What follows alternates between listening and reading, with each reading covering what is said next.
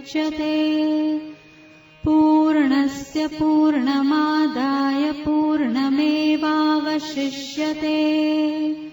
ॐ शान्ति शान्ति शान्तिः।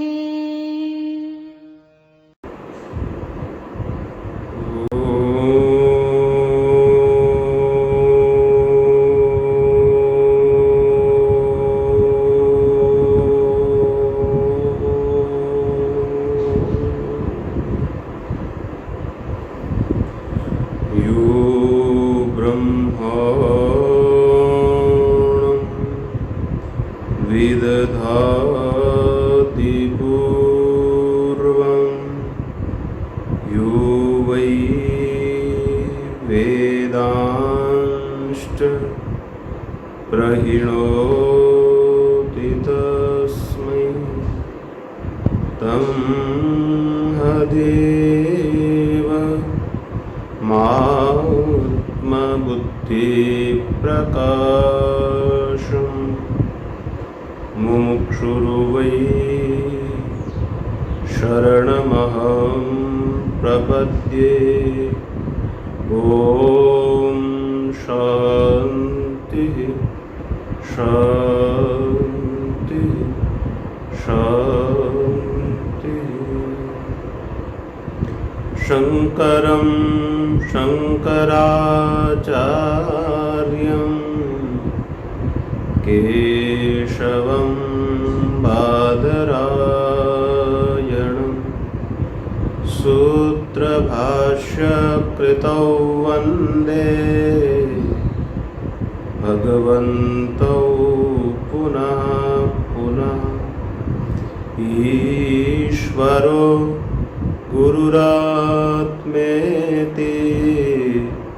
मूर्तिभेद विभागिने व्योमवद्व्याप्तदेहाय दक्षिणामूर्तये नमः। ॐ शान्तिः शान्तिः शान्तिः।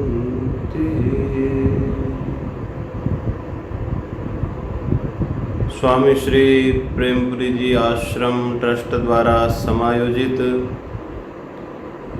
प्रातःकालीन प्रवचन श्रृंखला के अंतर्गत YouTube के माध्यम से श्रवण कर रहे आश्रम के शुभ चिंतक सभी पदाधिकारीगण एवं सभी आश्रम से जुड़े हुए सत्संगी गण इस प्रवचन श्रृंखला में हम लोग कठोपनिषद पर विचार मंथन कर रहे हैं। कल के प्रसंग में हम लोग विचार कर रहे थे कि वाजश्रवस नाम के श्रेष्ठ ऋषि एवं उनके सुपुत्र नचिकेता वाजश्रवस दक्षिणा में वैगुण्य कर रहे हैं, अर्थात एक विश्वजीत नाम का यज्ञ किया, उसमें सर्वस्व दक्षिणा का त्याग करना पड़ता है। परंतु श्रेष्ठ ऋषि में कामना के साथ साथ लालच भी था। लालच होने के कारण जो अपने उपयोग में आने वाली वस्तु है उनको पुत्र के नाम कर दिया एवं निरुपयोगी जो गायें हैं आश्रम की उसको उनको ब्राह्मणों को दान करने जा रहे हैं। ये सब करते हुए नचिकेता ने, जो कि उनके सुपुत्र है, उसने देख लिया। पुत्र ने मन में विचार किया कि मैं पुत्र हूँ, मेरा कर्तव्य है पिता का अहित ना हो किसी भी प्रकार से, क्योंकि कहा कि जुआ निष्फल दक्षिणा हो। इतना बड़ा यज्ञ और दक्षिणा निष्फल, क्योंकि अनुपयोगी गायें दान कर रहे हैं। तो नचिकेता ने सोचा कि इसका तो बहुत बड़ा पाप लगेगा। असुर्या नामते लोका अंधेन तमसावृताः तांस्ते प्रेत्याभिगच्छन्ति ये के चात्महनो जनाः।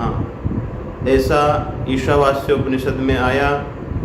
यहाँ आया अनंदा नामते लोकाः, अर्थात जो इस प्रकार का कृत्य करता है उसको आनंद लोक की प्राप्ति होती है, जहाँ किसी प्रकार का कोई आनंद नहीं है। उसी को ईशावास्य में असुर्य लोक कहा।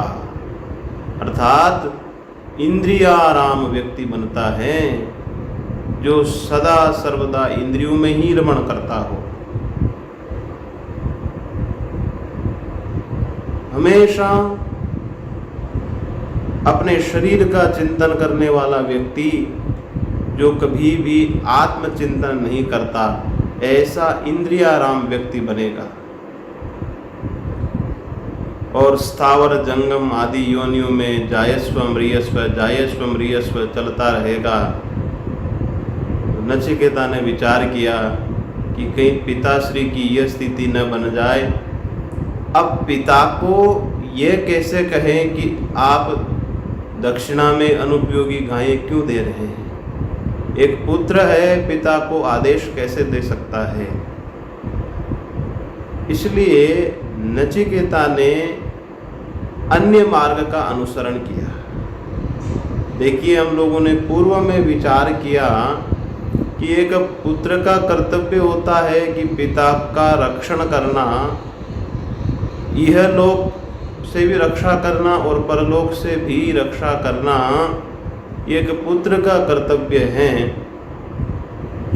तो नचिकेता ने कहा कि पिताश्री, मैं भी आपकी संपत्ति हूँ, आप मुझे किसको दान दोगे? जब भरी सभा में नचिकेता ने ऐसा कहा तो पिताजी एकदम अचंभित हो गए और हो सकता उनको अपमान लगा होगा कि इतनी बड़ी सभा में मेरा ही पुत्र मेरा अपमान कर रहा है। नचिकेता ने कई बार कहा, द्वितीयम तृतीयम होवाच। एक बार कहा, पिताश्री कुछ बोले नहीं। 2 बार कहा, तीसरी बार कहा तो पिताजी कुपित हो गए। कुपित होकर बोले, मृत्यवे त्वा ददामी थी, तुझे मृत्यु को दान करता हूँ। तो नचिकेता ने वापस कुछ प्रतिक्रिया नहीं दी। अब वो मन में ही विचार करने लगा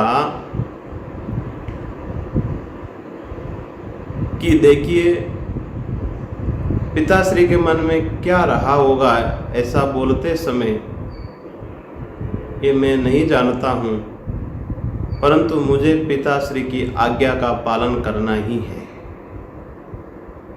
अब यहाँ पर एक चीज जो समझ में आती है कि मृत्यु को दान देना मतलब यमराज को देना। यमराज और धर्मराज एक के ही 2 नाम है। जब वो पापियों को दंड देते हैं तो यमराज बन जाते हैं और पुण्यात्मा को जब पुण्य फल देते हैं तो धर्मराज बन जाते हैं और वो ब्रह्मवेत्ता महापुरुष हैं। तो आत्मज्ञान के लिए वाजश्रवस नचिकेता को यमराज के पास, मृत्यु के पास भेज रहे हैं। अब कुमार अवस्था का बालक है, तो इससे ये सिद्ध होता है कि ब्रह्म ज्ञान की, ब्रह्म विद्या के लिए कोई अवस्था विशेष की आवश्यकता नहीं है। किसी भी अवस्था में आत्मज्ञान किया जा सकता है। ये ब्रह्म विद्या का विद्यार्थी बालक भी हो सकता है, युवा भी हो सकता है, वृद्ध भी हो सकता है। और आचार्य एक बालक भी हो सकता है और विद्यार्थी इसका वृद्ध भी हो सकता है। तो ब्रह्म विद्या के लिए उम्र की कोई मर्यादा नहीं है। भगवान श्री कृष्ण गीता में कहते हैं, बहुनाम जन्मनाम अन्ते ज्ञानवान माम प्रपद्यते। बहुत जन्मों के बाद ज्ञानवान पुरुष मुझे प्राप्त करता है। बहुत जन्मों के बाद।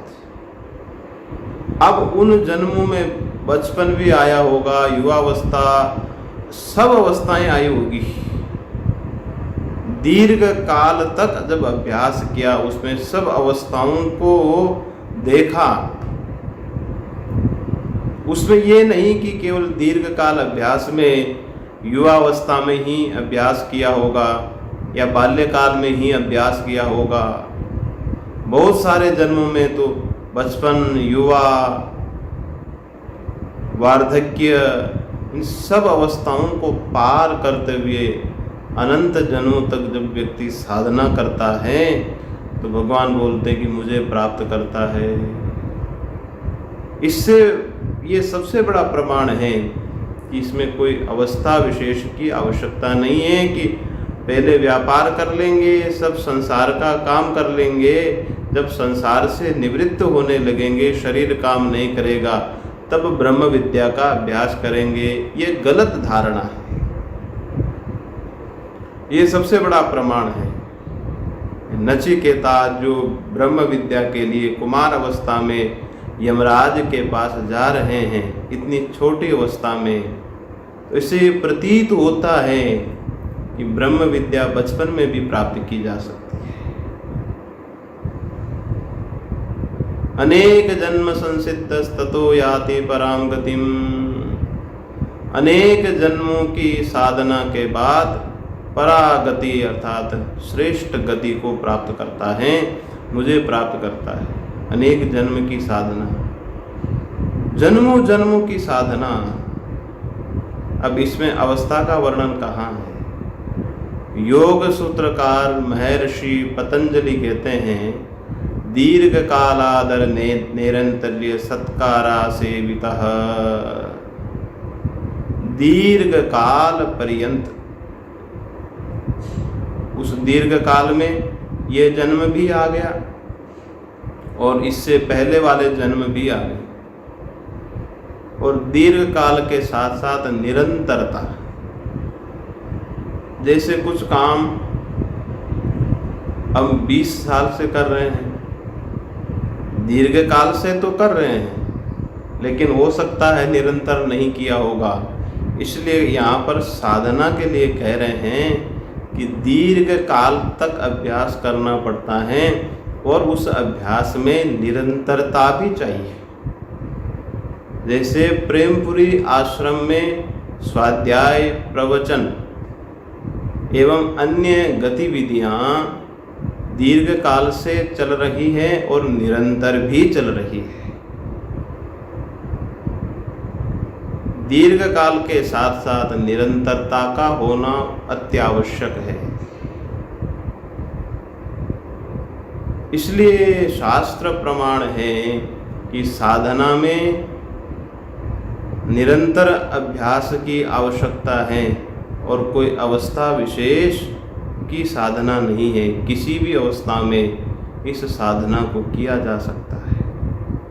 वामदेव ऋषि को देखिए, गर्भ में ही ज्ञान हो गया, जन्म होते ही ब्रह्म विद्यावान व्यक्ति ही बने। इसका मतलब उन्होंने अंत समय तक साधना की। वो साधना के फलीभूत उनको माँ के गर्भ में ही बोध हो गया। सुखदेव जी महाराज को देखिए, अनेक जन्मों की साधना थी इन महापुरुषों की। इसलिए कहा कि ब्रह्म विद्या तो किसी भी अवस्था में प्राप्त की जा सकती है। नचिकेता को जब ये आदेश मिला कि मैं तुझे मृत्यु को दान करता हूँ, तो एक बार तो नचिकेता मन में विचार करता है कि आखिर पिताश्री मुझे ऐसा कठोर वचन कैसे दे सकते हैं। मैं तो पिताश्री का श्रेष्ठ पुत्र हूँ। इसके लिए मैंने निवेदन किया था कि 3 प्रकार की संतान होती है, उत्तम, मध्यम, अधम।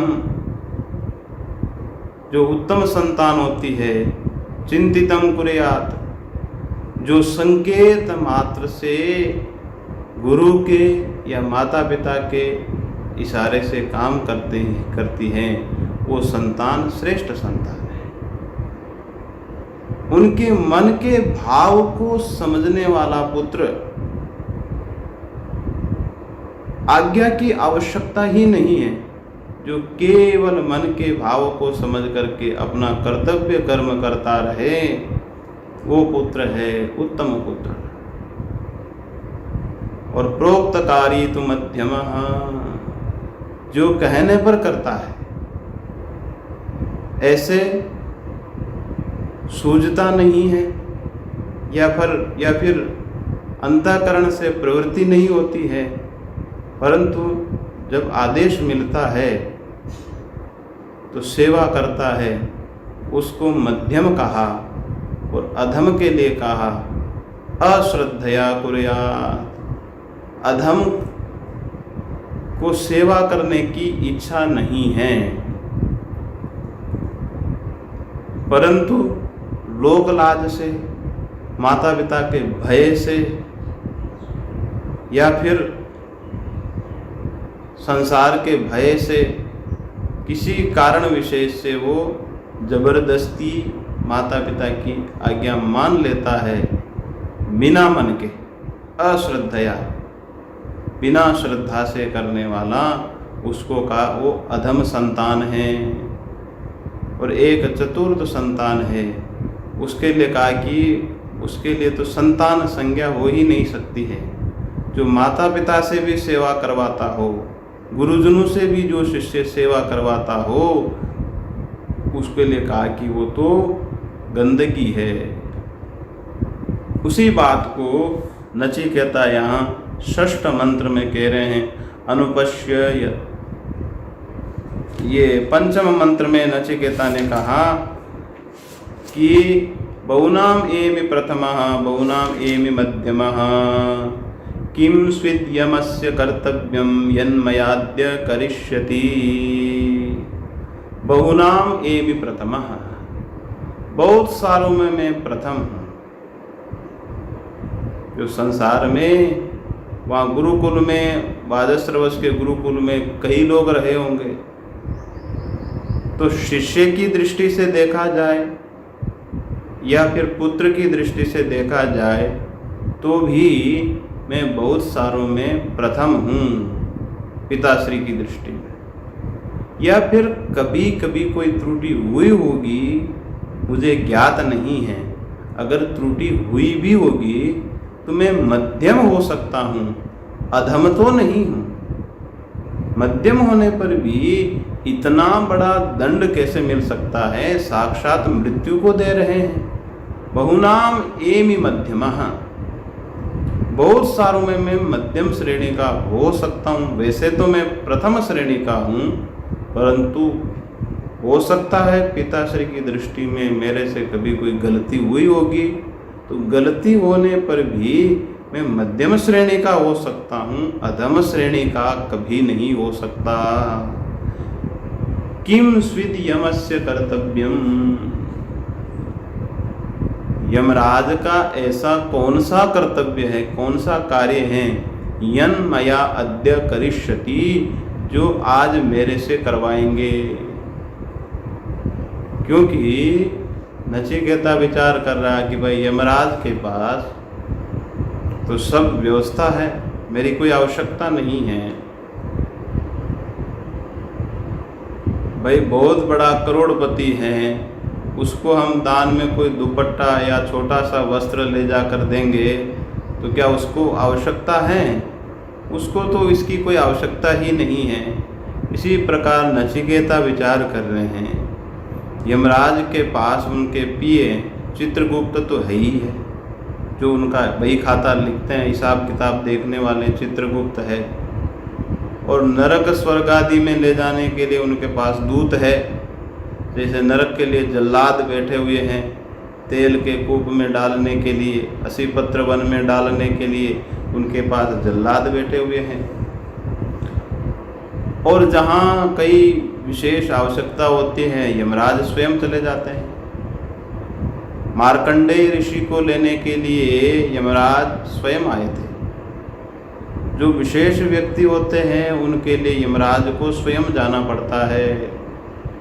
जैसे बड़े लोग होते हैं, किसी छोटे व्यक्ति के लिए अपने सेवक को भेज देते हैं, और जो विशेष होता है उसके लिए स्वयं को जाना ही पड़ता है। तो यमराज के यहाँ भी यही व्यवस्था है। कोई विशेष है, जैसे सती सावित्री, महर्षि मार्कंडेय, इनके पास यमराज स्वयं गए थे, विशेष के पास जाना पड़ता है। नचिकेता मन में विचार कर रहा है कि यमराज के पास ऐसा कौन सा कर्तव्य है, कौन सा उनका कार्य है जो आज पिताश्री मेरे से करवाने जा रहे हैं। मेरी कोई उपयोगिता तो है नहीं। हो सकता पिताश्री ने आवेश में आकर बोल दिया होगा, या फिर किसी अन्य प्रयोजन से बोला होगा। कुछ न कुछ मेरा कल्याण ही होगा, मेरा हित ही होगा, तभी पिताश्री ऐसा बोल रहे हैं। अगर क्रोध में आकर भी बोले होंगे तो भी मुझे तो उनकी आज्ञा का पालन करना है। अब हम जानते हैं माता पिता का क्रोध कितनी देर टिकता है। एक संतान के लिए अगर कोई पिता क्रोध करते हैं तो क्रोध पानी की लकीर की तरह अचानक आता है और तुरंत चला जाता है। अब नचिकेता ने पिता का भाव जान लिया कि पिताश्री ने क्रोध में आकर बोल तो दिया, लेकिन पुत्र मोह के कारण पिताश्री अपने वचन का पालन नहीं कर पाएंगे। अब नचिकेता पिता के पास जाकर खड़े हो गए, पिताश्री के सामने खड़े हो गए, कुछ बोले नहीं।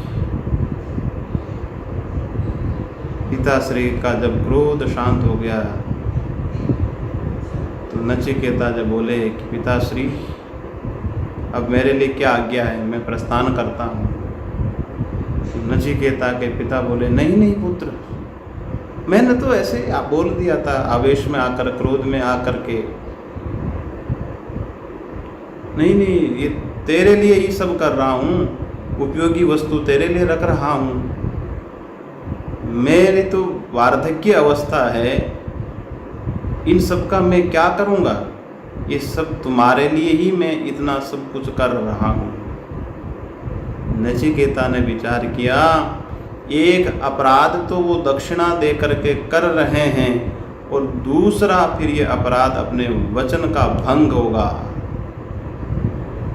अपने वचन की हानि करने जा रहे हैं, ये फिर दूसरा अपराध हो जाएगा। इसलिए ये जो षष्ठ मंत्र है उसमें नचिकेता कह रहे हैं, अनुपश्य यथा पूर्वे प्रतिपश्य तथा परे, सस्यमिव पच्यते मर्त्यः सस्यमिव आजयते पुनः। अनुपश्य यथा पूर्वे प्रतिपश्य तथा परे। नचिकेता के पिता बोले, पुत्र तुम कहीं नहीं जा सकते हो, मैंने आवेश में आकर के ऐसे ही बोल दिया, मेरा वो भाव नहीं था, क्रोध में निकल गया ऐसा। लेकिन उस समय में अगर मजाक में भी अगर कोई वचन निकलता था तो उसको भी मिथ्या नहीं करते थे। भगवान राम के कुल की परंपरा हम लोगों ने सुन रखी है, रघुकुल रीति सदा चली आई, प्राण जाए पर वचन न जाए।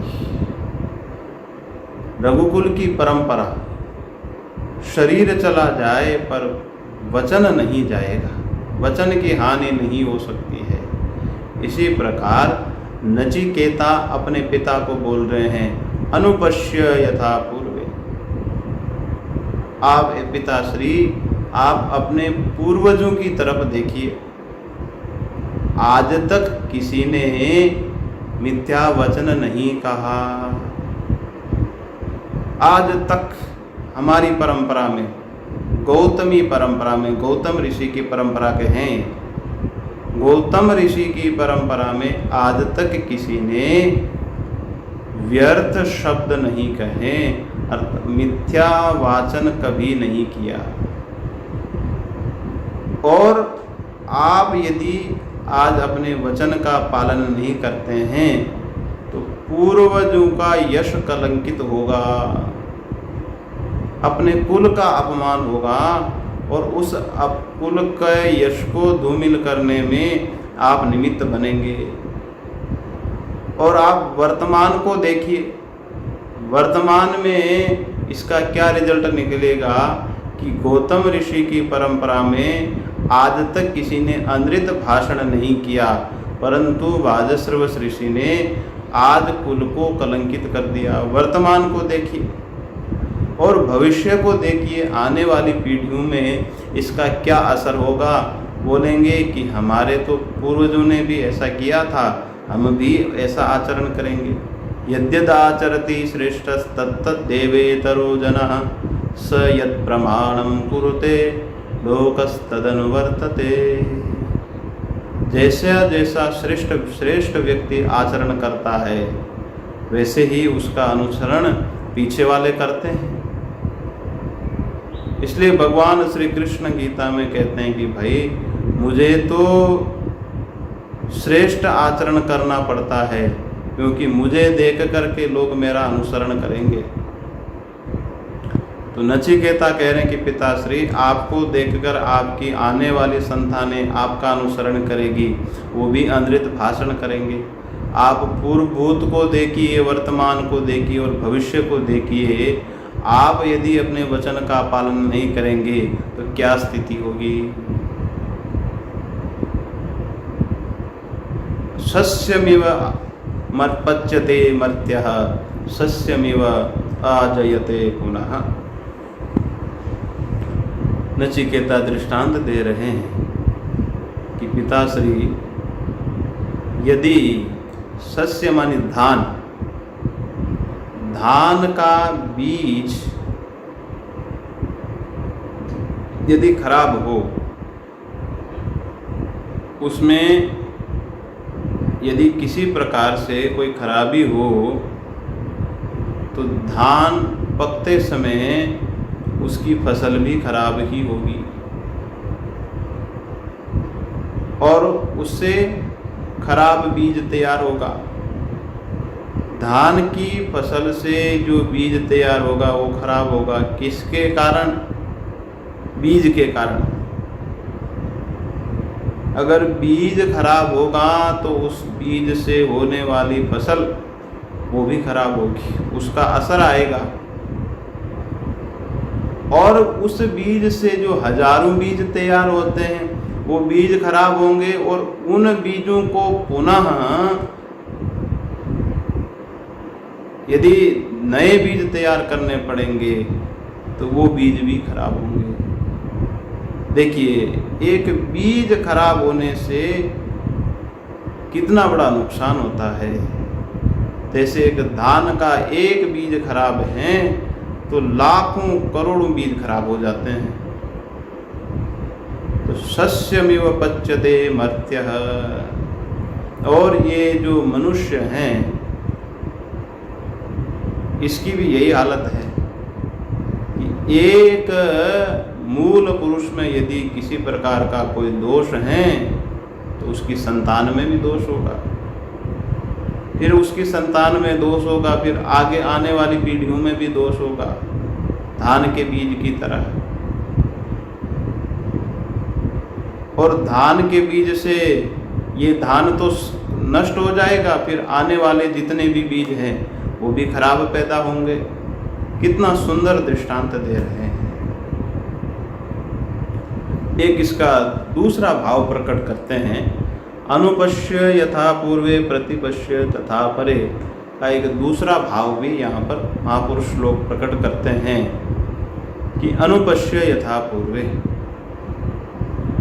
पिताश्री, आप इस शरीर से पुत्र मोह से आप संलग्न हैं, आपको अत्यधिक पुत्र मोह है, इसलिए आप ये बड़े बड़े अपराध करने जा रहे हैं। निष्फल दान कर रहे हैं, उसमें भी पुत्र मोह, और अपने वचन को मिथ्या कर रहे हैं, उसमें भी पुत्र मोह बैठा हुआ है। अनुपश्य यथा पूर्वे, आप पीछे 2, 3, 4 पीढ़ियों में जाकर देखिए। हम दादा को जानते हैं, परदादा का नाम सुना है, और उससे पहले वाली जितनी पीढ़ियां हैं वो हमारे लिए स्वप्न के समान है। कोई हुआ होगा हमारी परंपरा में पहले, हम जानते नहीं हैं, स्वप्न की तरह है। और हम जानते नहीं हैं, और हमारी भी यही स्थिति होगी। हमारी आने वाली जो चतुर्थ पीढ़ी है, 5वीं पीढ़ी है, वो हमें नहीं जानेगी। हम लोग उनके लिए स्वप्न के समान हो जाएंगे। ये शरीर की स्थिति है। हम अपने पिता को, दादा तक को जानते हैं, परदादा का नाम सुनते हैं, उससे पहले वाले हमारे लिए स्वप्न के समान हैं। और हम जब 200-300 साल पुराने होंगे, हम भी आने वाली पीढ़ियों के लिए एक स्वप्न के समान, हमारा अस्तित्व ही नष्ट हो जाएगा। ये तो शरीर की हालत है। अनुपश्य यथा पूर्वे, आप पूर्व की पीढ़ियों में जाकर देखते हैं, उन्हें कौन पहचानता है? भले ही वंशावली प्राप्त हो जाती है तीर्थों के माध्यम से, परंतु उसको कौन महत्व देता है? और हम इस शरीर से इतना करते हैं कि ये हमारा है, वो हमारा है। अनेक वस्तुओं से मोह करते हैं, जिसको हम पुरुषार्थ से बनाते हैं, या पुरुषार्थ करके जिन वस्तुओं को हम संग्रहित करते हैं, उनके प्रति हमें अत्यधिक प्रेम रहता है। तो नचिकेता कह रहे हैं कि ये तो क्षणिक प्रेम है, क्षणभंगुर संसार है, कुछ 150 साल के लिए हैं, बाद में हम भी एक इतिहास बन करके रह जाएंगे। इतिहास भी नहीं बनेंगे, अस्तित्व ही मिट जाएगा, कोई पहचानेगा ही नहीं। विचार करके देखिए, इस सृष्टि में अनादि काल से कितने असंख्य हमारे जन्म हुए होंगे, हम किसको जानते हैं? केवल हमारे 1-2 पीढ़ी को जानते हैं, और यही स्थिति हमारे आने वाली पीढ़ी करेगी। असंख्य हमने जन्म लिए, लाखों करोड़ों हमने जन्म लिए, लेकिन हम किसको जानते हैं? हमें ज्ञात ही नहीं है। और ऐसे ही हमने संबंध स्थापित किए होंगे, ऐसे ही मोह किया होगा, लेकिन सब छूट गए। और इस शरीर में है तब तक ही हम मालिक है। मरने के बाद यदि कोई मालिक भी बनना चाहता है कि भाई मैं मर करके नया जन्म लेकर के आ गया हूँ, मैं ही इस घर का मालिक हूँ, तो बताइए आपको कोई मालिक बनने देगा? कोई घुसने ही नहीं देगा। ये तो क्षणभंगुर संसार की स्थिति है। नचिकेता कह रहे हैं कि पिताश्री, व्यर्थ पुत्र मोह के कारण ऐसा अपराध क्यों कर रहे हैं? ये तो क्षणभंगुर संसार है, इसमें मोह करने की आवश्यकता नहीं है। शस्यमिव पच्यते मर्त्यः, जैसे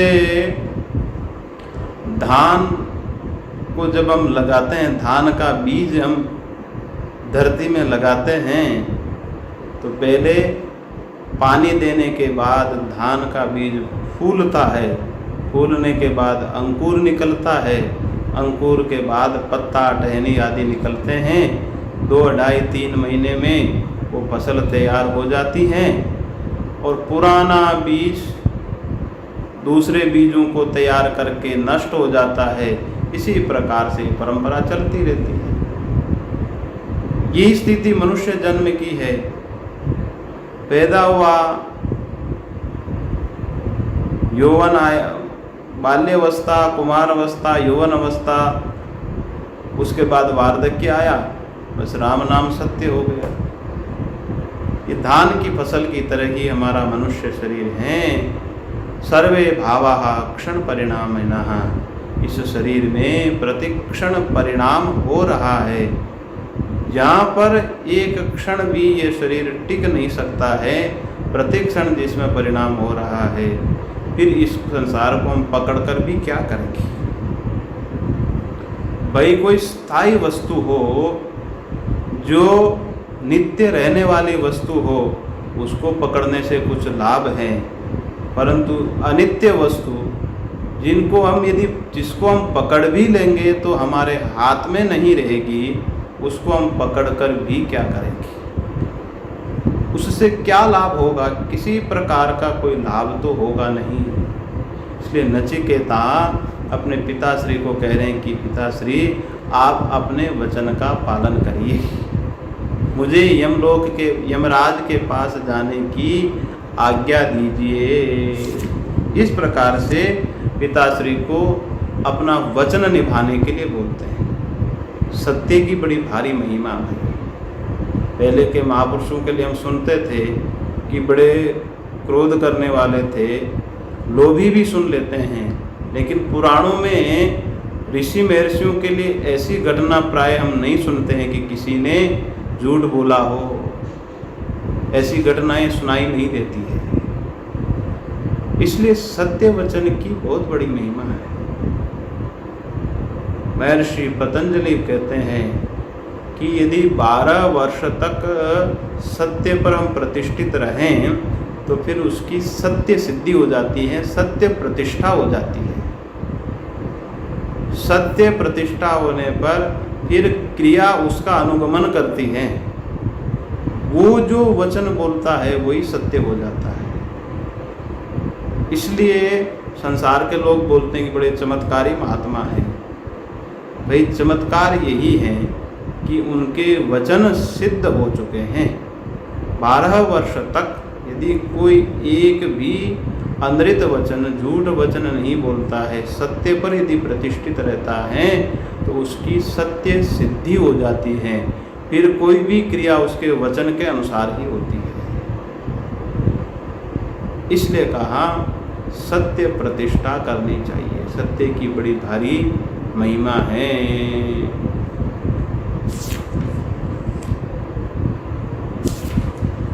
वैश्वाप सप्तम मंत्र पर विचार करते हैं।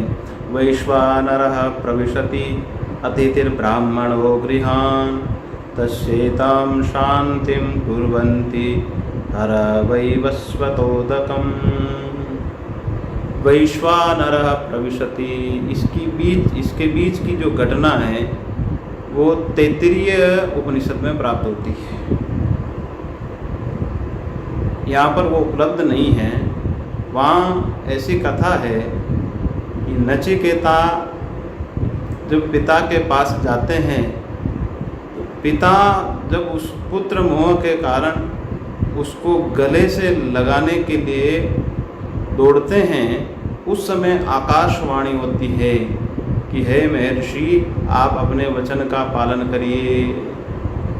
वो आकाशवाणी सुन करके वाजश्रवस ऋषि नचिकेता को यमराज के पास जाने की आज्ञा देते हैं और नचिकेता को सशरीर अपने तपोबल के माध्यम से यमराज के पास भेजते हैं।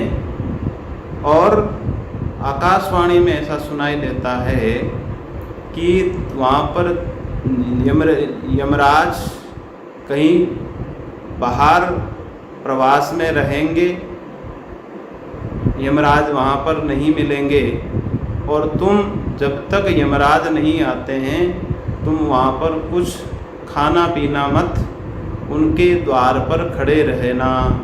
और जब यमराज लौट करके आएंगे तो उनसे जब वो प्रश्न करेंगे कि तुमने 3 दिन तक क्या खाया, तो बोलना कि मैंने प्रथम रात्रि को आपकी प्रजा को नष्ट कर दिया और द्वितीय रात्रि में आपके पशु आदि को नष्ट कर दिया और तृतीय रात्रि में आपके पुण्य आदि जो भी हैं उनको नष्ट कर दिया।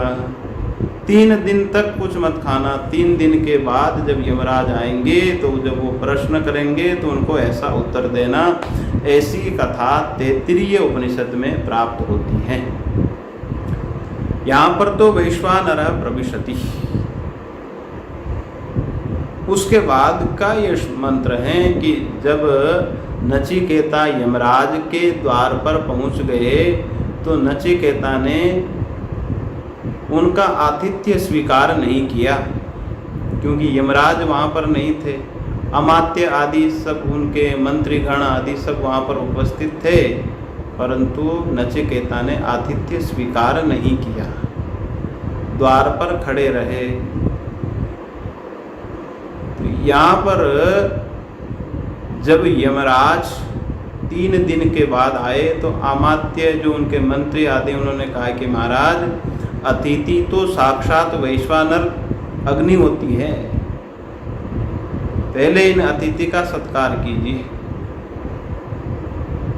किसी के भी घर पर यदि कोई अतिथि का आगमन होता है तो कहते हैं कि अतिथि साक्षात वैश्वानर अग्नि का रूप होता है। इसलिए हमारी जो परंपरा है,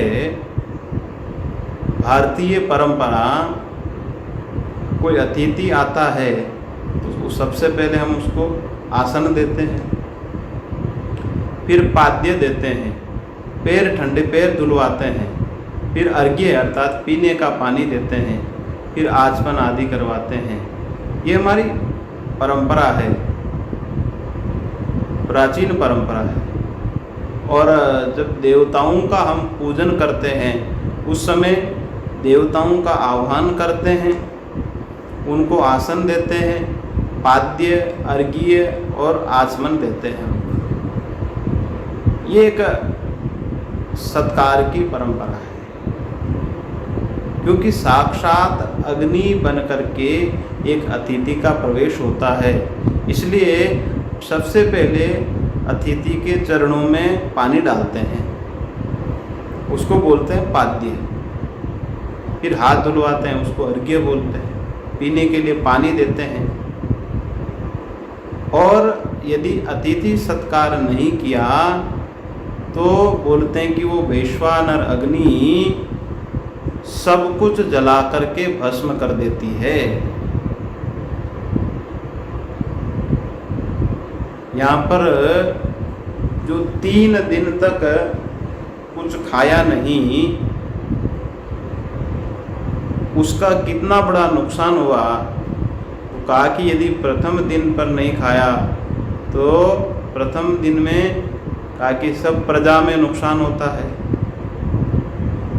यमराज के लिए कहा कि आपकी जितनी भी प्रजा हैं उनकी प्रजा में अशांति फैलेगी, फिर आपके पशु पक्षी आदि है उनको नुकसान होगा, फिर आपके जो पुण्य कर्म हैं वो जल करके भस्म हो जाएंगे। ये सूक्ष्म शरीर में जो भी कर्म होंगे वो पुण्य का फल आपको प्राप्त नहीं होगा। कितना बड़ा अपराध लगता है अतिथि तिरस्कार का, अतिथि अपमान का। हमें तो ये शास्त्रों के माध्यम से ज्ञात हो रहा है। अतिथि को वैश्वानर संज्ञा दी गई। वैश्वानर तो साक्षात भगवान का रूप है। अहम वैश्वानरो भूत्वा प्राणिनाम देहमाश्रिता। भगवान 15 अध्याय में कहते हैं कि साक्षात वैश्वानर अग्नि तो मैं ही हूँ और सबके भीतर वैश्वानर अग्नि बन करके मैं सबके भोजन को पचाता हूँ। यहाँ पर महापुरुष वैश्वानर अग्नि के 4 अर्थ प्रस्तुत करते हैं। एक होती सामान्य अग्नि, जो जैसे हम भोजन पकाते हैं, लकड़ी को जला करके उस ईंधन के माध्यम से हम भोजन पकाते हैं। सामान्य अग्नि हो गई, एक जठराग्नि हो गई। जठर माने पेट की अग्नि। जो भी भोजन करते हैं जल करके स्वाहा हो जाता है, भस्म हो जाता है, ये हो गई पेट की अग्नि, जठराग्नि, वैश्वानर अग्नि। और तीसरी अग्नि है विराट रूप अग्नि।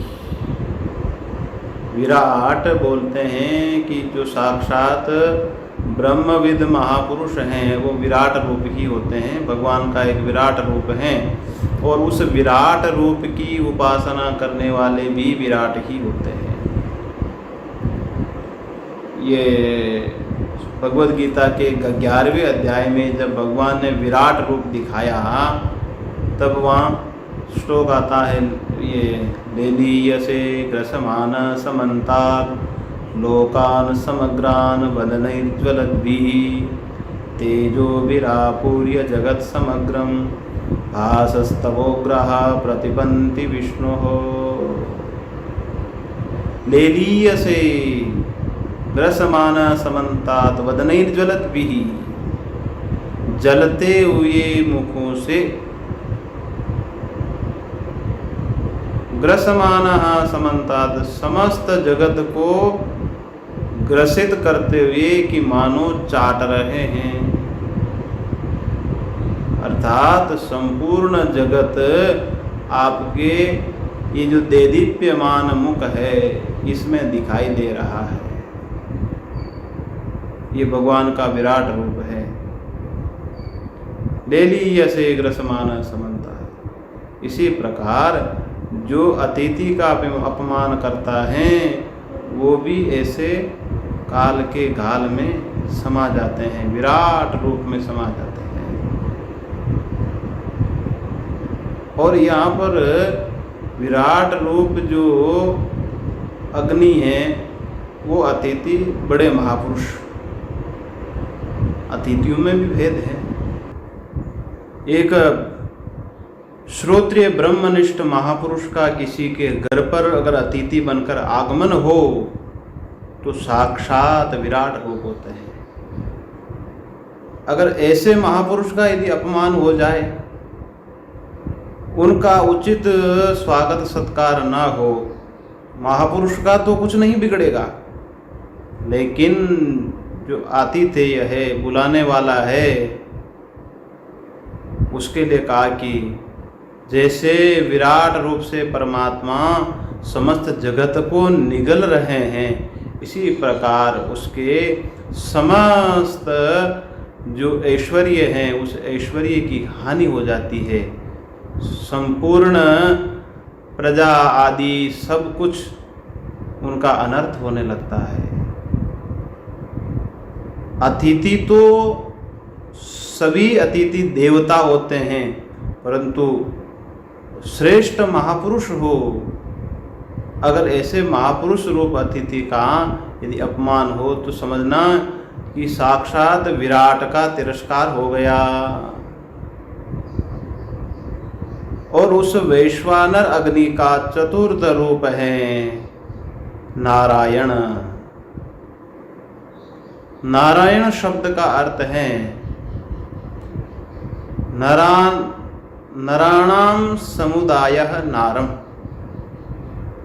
जो मनुष्यों का समुदाय है उसको बोलते हैं नारम। तस्य आश्रयः नारायण। जो मनुष्यों के आश्रय दाता है वो है नारायण। जो संपूर्ण संसार को आश्रय प्रदान करने वाले हैं वो नारायण हैं। और चतुर्थ अर्थ है वैश्वानर का नारायण। और नारायण को भोजन करवाना मतलब साक्षात हरि भगवान को भोजन करवाना। यस्य गेहे अतिथिर्भुंक्ते तत्र हरि स्वयं। जिनके घर पर अतिथि भोजन करते हैं साक्षात हरि ही स्वयं, साक्षात परमात्मा ही भोजन करते हैं, ये समझना। अब अतिथि का थोड़ा स्वरूप समझना पड़ेगा। ऐसे तो प्रतिदिन कोई न कोई आते ही रहते हैं, वो सब अतिथि नहीं होते हैं। वस्तुतः जो सूचना दे करके आते हैं वो तो अतिथि नहीं होते हैं। प्रायः जो अतिथि होते हैं, राह चलते जैसे किसी के घर पर बिना सूचना के कोई पहुंच गया, उनको भोजन की आवश्यकता हुई, वो है अतिथि। बिना प्रयोजन के परान्न खाने कोई नहीं जाता है, परंतु जैसे कोई यात्रा पर है या कोई रास्ते पर है, संध्या हो गई, सायंकाल का समय हो गया, तो उस समय किसी को कुछ आश्रय की आवश्यकता पड़ी और बिना बताए ही किसी के घर पर पहुंच गए, तो वो है अतिथि का वास्तविक स्वरूप। काकि ऐसे अतिथि का आदर करना चाहिए और उनके काकि वो साक्षात वैश्वानर अग्नि का रूप होता है। यहाँ पर वैश्वानर अग्नि के 4 अर्थ किए। एक तो सामान्य अग्नि, और वैश्वानर अग्नि जिसको जठराग्नि कहते हैं, और विराट रूप अग्नि और नारायण रूप अग्नि। वैश्वाः नरा राजते यत्र वैश्वानर। समस्त विश्व माने समस्त नर जहाँ प्रकाशित होते हैं, समस्त प्राणियों को जहाँ से सत्ता स्फूर्ति मिलती है, वो वैश्वानर है। वैश्वानर अर्थात साक्षात नारायण भगवान। और शास्त्रों में इतनी बड़ी भारी महिमा कही गई है कि वैश्वान यस्य गेहे अतिथिर भुंक्ते, जिनके घर पर अतिथि भोजन करते हैं, साक्षात हरि ही स्वयं उनके घर पर साक्षात हरि को भोग लग गया, ऐसा समझना चाहिए। पीछे हमने विचार किया कि किसी अतिथि को भोजन करवाना मतलब वैश्वानर अग्नि के रूप में साक्षात परमात्मा को भोग लगाना है। तो अतिथि को भोजन करवा दिया, इसका तात्पर्य हुआ कि नारायण को भोग लग गया। यस्य गेहे हरिर भुंक्ते तत् भुंक्ते तत्र जगत त्रयम्। और जिनके घर पर हरि ही नारायण भोजन करते हैं, तो समझना कि तीनों लोकों को भोजन करवा दिया। सर्वं खलु खलु इदं ब्रह्म तज्जलानिति शांत उपासीतः। जो श्रोत्रिय ब्रह्मनिष्ठ महापुरुष हैं, ब्रह्मविद ब्रह्मैव भवति, ब्रह्मज्ञानी साक्षात ब्रह्म रूप ही होते हैं, तो वो साक्षात हरि ही हैं। और ऐसे महापुरुषों को, दिव्य महापुरुषों के चरण अगर किसी के घर पर पड़े, तो समझना कि हमने साक्षात नारायण को भोजन करवाया है।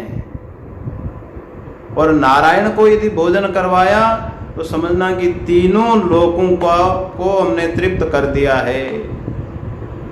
क्योंकि संपूर्ण जगत जिन पर अधिष्ठित हैं, जिनसे प्रकाशित हैं, और वो परमात्मा भी, महापुरुष भी साक्षात भगवत स्वरूप ही होते हैं, तो महापुरुष को भोग लग गया मतलब तीनों जगत, संसार को तीनों जगत में तृप्ति मिलती है, तीनों जगत तृप्त हो जाते हैं। इसलिए यहाँ पर उपनिषद में अतिथि की बड़ी भारी प्रतिष्ठा कही गई है। वैश्वानरः प्रविशति, इस बात को यमराज भली भांति जानते हैं। वैश्वानरः प्रविशति अतिथिर ब्राह्मणो गृहान। अगर ब्राह्मण ब्रह्म विद्या उपासक जिनके घर पर अगर अतिथि बनकर जाता है, तो समझना कि वैश्वानर अग्नि है, वैश्वानर रूप है। इसलिए आज ये बात समझ लेना कि जो हमारी प्राचीन परंपरा है, कोई अतिथि घर पर आते हैं तो सबसे पहले उनके पैरों में हम ठंडा जल डालते हैं, उस अग्नि को शांत करते हैं, फिर उनको अर्घ्य देते हैं, हाथ धुलवाते हैं, पीने का पानी देते हैं, आसन देते हैं। तस्येतां शांतिं कुर्वन्ति हरा वैवस्वतोदकम्। इनकी जो वैश्वानर अग्नि है उसको शांत करना आवश्यक है। इसलिए यमराज जब बाहर से घर को लौटे तो अमात्य आदि ने कहा कि हे भगवान, ये वैश्वानर अग्नि रूप अतिथि हमारे द्वार पर आए हुए हैं, आप सबसे पहले अग्नि को शांत कीजिए, अर्थात इनको पाद्य दीजिए, पैर धुलवाइए।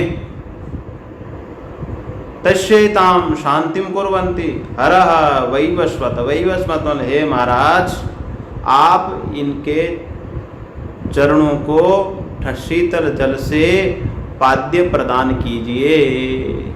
ये नियम हो गया अतिथि का, और अगर हमने उचित सत्कार नहीं किया तो उसका फल भी सुन लिया। उसका क्या फल मिलता है अगर अग्नि अतिथि का यदि तिरस्कार हुआ, तो उसको ग्रंथकार स्वयं ही अग्रिम मंत्र में यहाँ पर बता रहे हैं। आशा प्रतीक्षे संगतम सुनृताम चेष्टा पूर्ते पुत्र पशुंश्च सर्वान् एतद् वृङ्क्ते पुरुषस्याल्पमेधसो यस्य अनश्नन् वसति ब्राह्मणो गृहे। कहा कि अगर अतिथि का उचित स्वागत सत्कार नहीं हुआ, पाद्य अर्घ्य आसन आदि नहीं दिया है, तो उसका क्या फल होता है? भगवती श्रुति स्वयं कह रही है, आशा प्रतीक्षे संगतम सुनृताम चेष्टा पूर्ते पुत्र पशुंश्च सर्वान्। कहा कि आशा प्रतीक्षा, संगति, सुनृत, इष्टापूर्त कर्म, पुत्र पशु सभी को क्या करते हैं? ये समाप्त कर देते हैं। अगर अतिथि का सम्मान नहीं हुआ तो ये सब नष्ट हो जाते हैं। इनका क्या अर्थ है? अर्थ विचार तो आज तो संभव नहीं लग रहा है, क्योंकि एक एक पद का अर्थ करना पड़ेगा। जैसे आशा प्रतीक्षे, आशा बोलते हैं संभावना को। जैसे जो अदृष्ट फल है और एक दृष्ट फल है, अदृष्ट फल की जो संभावना है वो है आशा, और जो फल दृष्ट है, निश्चित है, वो है प्रतीक्षा। जैसे कल्प वृक्ष के बारे में हमने, ये कामधेनु के बारे में हमने सुन रखा है, देखा नहीं है, उसकी आशा है, संभावना है कि ऐसा कर्म करेंगे तो वो मिलेगा। तो ये हो गया आशा। मिलने की संभावना को आशा कहते हैं। अदृष्ट फल मिलेगा, ऐसी जो संभावना है आशा है। और निश्चित फल जो दृष्ट फल है और निश्चित है कि ये मिलेगा। जैसे आपको मुंबई से राजस्थान के लिए प्रस्थान करना हो और रेलवे स्टेशन पर जाकर ट्रेन का इंतजार करने लगे, तो उसको क्या कहेंगे? प्रतीक्षा, कि निश्चित रूप से हमें वो फल प्राप्त होगा। इस प्रकार से ये आशा प्रतीक्षा का अर्थ है। इसका विशेष विशेष जो अर्थ हैं कल फिर हम विचार करेंगे।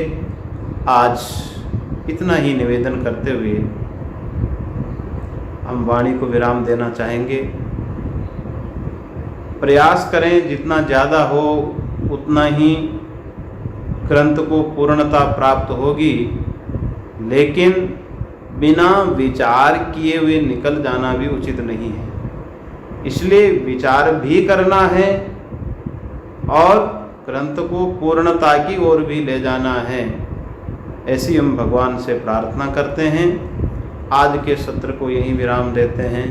ओम पूर्णमदः पूर्णमिदं पूर्णात् पूर्णमुदच्यते पूर्णस्य पूर्णमादाय पूर्णमेवावशिष्यते। ओम शांति शांति शांति।